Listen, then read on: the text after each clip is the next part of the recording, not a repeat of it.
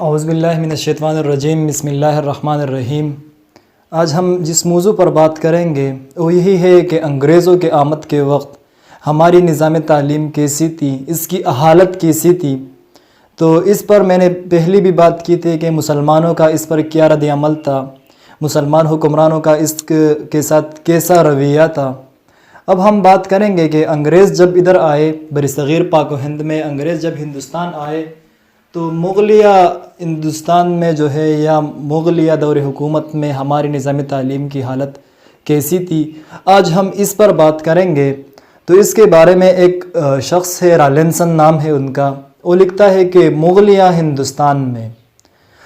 ہندوستان میں ثقافت کا بلند معیار زیادہ تر وہاں کے اعلیٰ طریقۂ تعلیم ہی کا نتیجہ ہے۔ تعلیم وہاں پر مذہبی فریضہ کا درجہ رکھتی تھی، اس طرح نہیں کہ کوئی علیحدہ چیز تھی، مذہبی فریضہ کا درجہ رکھتی تھی۔ اس کے علاوہ ایک اور نام ہے، سر تامسن مونرو نام ہے ان کا، وہ ہمارے نظام تعلیم کے بارے میں لکھتے ہیں، ہماری ہندوستان کی نظام تعلیم کے بارے میں لکھتے ہیں کہ جنوبی ہند کے علاقے میں ہر 500 افراد کی آبادی میں ایک سکول موجود ہے، ہر 500 کی آبادی میں ایک سکول موجود ہے۔ نیز یہ کہ ایک تہائی حصہ 33% کو بچوں کو اسکولوں کے ذریعے تعلیم ملتی تھی۔ یہ دوسری ایک شخصیت ہے جو سر تامسن مونرو نام ہے، ان کی ڈیفینیشن ہے اور ہمارے بارے میں یہی رائے ہے ان۔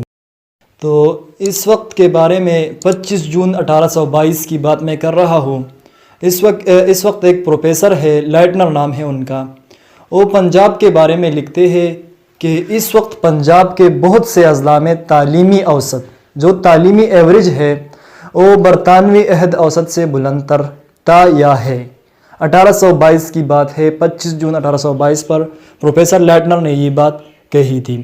تو اب سوچئے کہ اس وقت ہماری نظام تعلیم کی یہی حالت تھی، اب کیا حالت ہے اس کا اندازہ آپ خود لگا لیجئے۔ اس کے علاوہ ایک اور شخصیت ہے جن کا نام ہے جنرل سلیمان نام ہے، وہ 19ویں صدی میں کیا کہتے ہیں، ہماری نظام تعلیم پر ان کا ایک بیلاگ تبصرہ موجود ہے۔ وہ تبصرہ نہایت اہمیت کا حامل ہے، جو میں آپ سے شیئر کرتا ہوں، وہ آپ غور سے سنیے کہ ہماری نظام تعلیم کے بارے میں انگریز لوگ کیا کہتے تھے۔ وہ کہتے ہیں کہ دنیا میں ایسی قومیں بہت کم ہوگی جن میں ہندوستانی مسلمانوں سے زیادہ تعلیم کا عام رواج ہو۔ بہت کم قومیں ہیں جس کی مثال انہوں نے دی اور ہندوستان کے مسلمان ان میں ٹاپ پر تھے۔ اس کے علاوہ ہر وہ شخص جو 20 روپے ماہوار کی معاونت حاصل ہوتی ہے، عام طور پر اپنے بیٹے کو کسی وزیر اعظم یا لارڈ کے جو لیول کا ہے وہ نظام تعلیم میں داخلہ دیتے ہیں اور ان کے مطابق ان کو تعلیم دیتے ہیں۔ یہ ان کا دوسرا تجزیہ تھا۔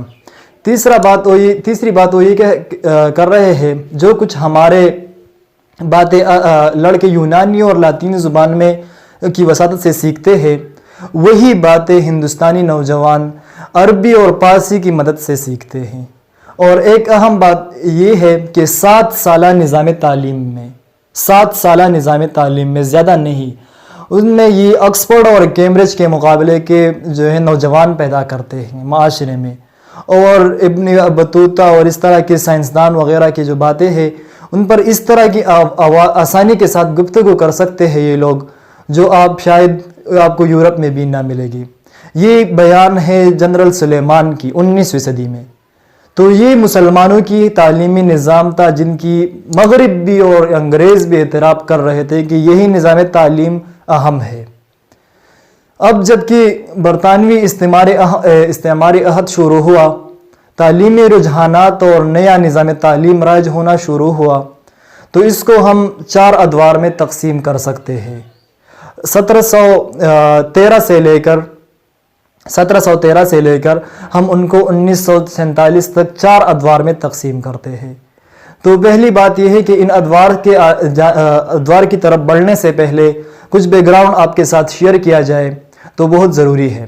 پہلی بات یہ ہے کہ جب ایسٹ انڈیا کمپنی 31 دسمبر 1600 میں بنی، 31 دسمبر 1613 کے قریب بنی وہ کمپنی، جب وہ یہاں پر آئی تو سیاسی سیاسی اغراض کے لیے آئی تھی. تجارت ان کا مقصد تھا، لیکن ان کے ساتھ ساتھ ان کا اصل ہدف جو تھا وہ سیاسی تھا. جب ایسٹ انڈیا کمپنی یہاں پر آ گئی تو اس کے ساتھ کیا ہوا، تجارت کے ساتھ ساتھ جس طرح میں نے آپ کو بتایا کہ ان کی ایک سیاسی حیثیت تھی. 1757 کی جنگ پلاسی میں فتح کے بعد ایک حکمران حیثیت سے وہ ابھری، اور 1765 میں شاہ عالم نے بنگال اڑیسہ کی دیوانی ایک سرکاری فرمان کے ذریعے انگریزوں کے حوالے کر دی گئی، اور یہاں سے انگریزوں کی تعلیمی اور سیاسی حکمت عملی کا آغاز ہوا. اب میں نے آپ کے ساتھ وہ باتیں شیئر کی جو نہایت ضروری تھی، اور وہ ہماری نظام تعلیم کے بارے میں ہمارے لوگ نہیں بلکہ وہ لوگ کہہ رہے ہیں جنہوں نے اس نظام تعلیم پر ڈاکہ ڈالنا تھا، اس نظام تعلیم کو نیست و نابود کرنا تھا، اس نظام تعلیم کو ختم کرنا تھا. یہ ان لوگوں کی باتیں ہیں، میں نے آپ سے شیئر کی. اب آپ کی اپنی ضمیر آپ کو بتائے گی کہ یہ باتیں کتنی حقیقت میں، اس میں کتنی حقیقت ہے، تو آپ نے یہ جان لینا ہے. اور اس کے بعد ہم بات کریں گے جو 4 ادوار کی بات میں نے کی ہے. انشاءاللہ ہم اس ایک دور کو آپ کے ساتھ شیئر کریں گے کہ ایک پہلے دور میں کیا ہوا، دوسرے دور میں کیا ہوا، تیسرے دور میں کیا ہوا، چوتھے دور میں کیا ہوا، اور آج کیا ہو رہا ہے. تو اس کے حوالے سے انشاءاللہ میں نیکسٹ ویڈیو میں آپ لوگوں سے بات کروں گا. والسلام.